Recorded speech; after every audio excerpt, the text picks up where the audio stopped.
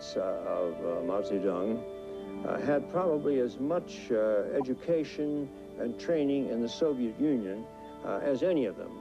Though he came from Hunan and actually from not far away from where Mao himself came, he didn't go to Western Europe, and he didn't study his final studies in China. He received that education in the Soviet Union. He learned the language, he learned the country, and these turned out to be assets later on, particularly in the years leading up to the establishment of the People's Republic, when Mao called upon him to engage in negotiations with the Russians, which he felt impossible to carry on himself. He felt that they were so prejudiced against him, he couldn't do it.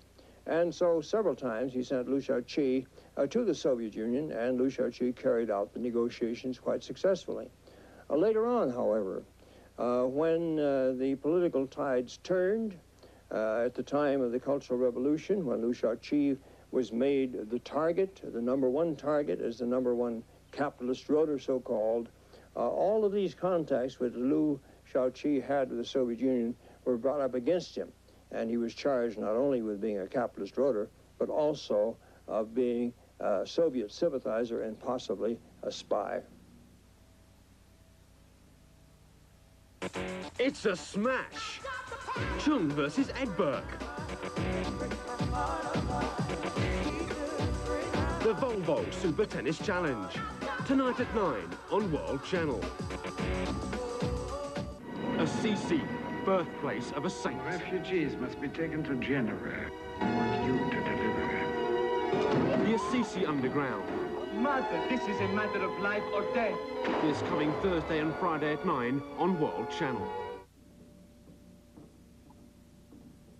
A lot of Chinese films and photos indicate that Liu Shaoqi was a devoted leader who was willing to direct people in the field. He frequently made inspections of local villages and factories.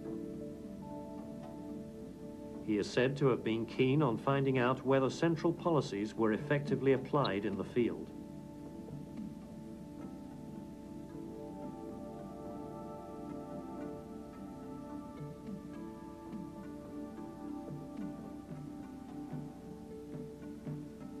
Deng Xiaoping was similar to Liu Shaoqi in that he also formulated policies based on real conditions in the field. Liu and Deng began to enforce realistic measures to counteract the failure of the Great Leap Forward.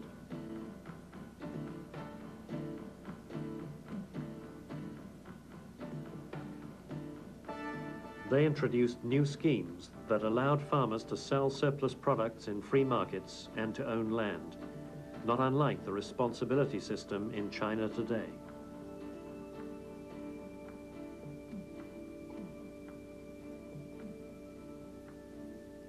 It does not matter whether the cat is white or black, so long as it catches the mouse, Deng Xiaoping said at that time.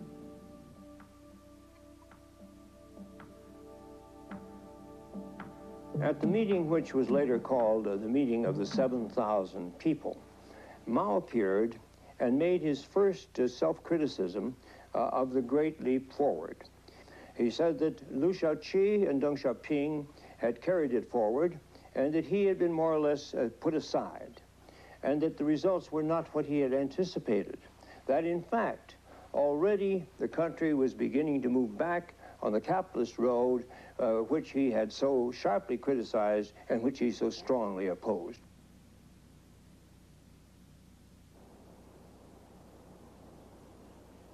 Under such circumstances, Mao began to make much of a village called Dajai, which is known as the place that launched the movement "In Agriculture, Learn from Dajai." In 1964, Mao made this obscure, penny-poor village an ideal model of China's communes. Conference halls, great dining rooms, and many other large buildings that seemed out of place in a small village were built in Dajai.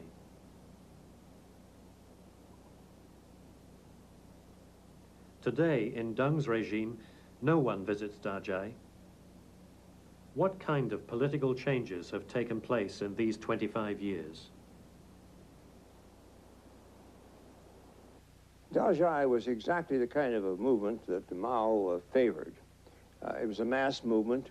Dazhai was a small agricultural community, and it seemed to Mao that they had, by their own bootstraps, with their own physical strength, they had overcome a great natural disaster.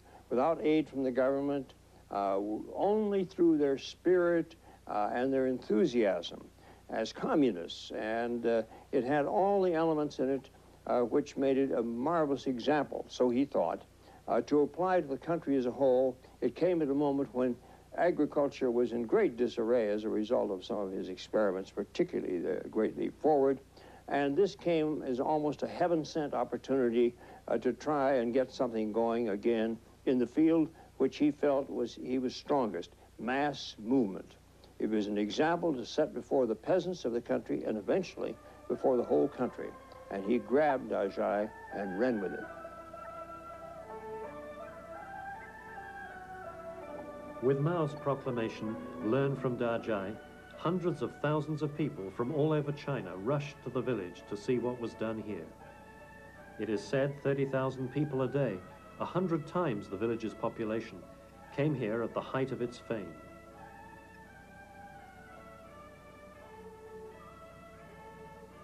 Almost all party leaders, including Zhou Enlai, visited the village trying to embrace its pure example.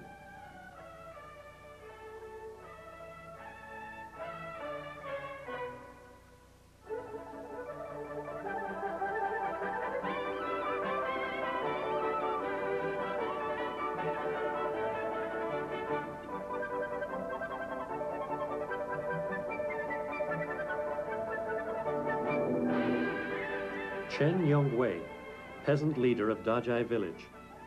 Chen was the hero who had salvaged the village after the devastating floods. As the village became better known, Chen's status moved up by leaps and bounds. He finally rose to be vice premier of China. His spectacular rise to power, from peasant to vice premier, was another success story that was created by the miracle of Dazhai.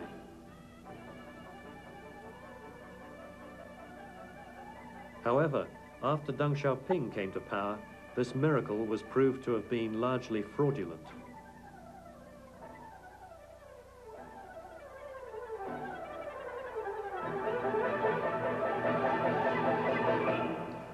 What one did not see at the time was the hidden hand of Mao's propagandists, the people who were pouring money into it, the PLA units that were sent in there to do water irrigation projects for them, bring in great water canals, do almost anything that was needed to make this project go. It was presented to the public as a self-help thing. Everything done by the farmers themselves. They put their own money into it. It was never mentioned that the state was making huge investments which made this possible. And as time went on, thousands upon thousands, tens of thousands of peasants were brought to see Dazhai.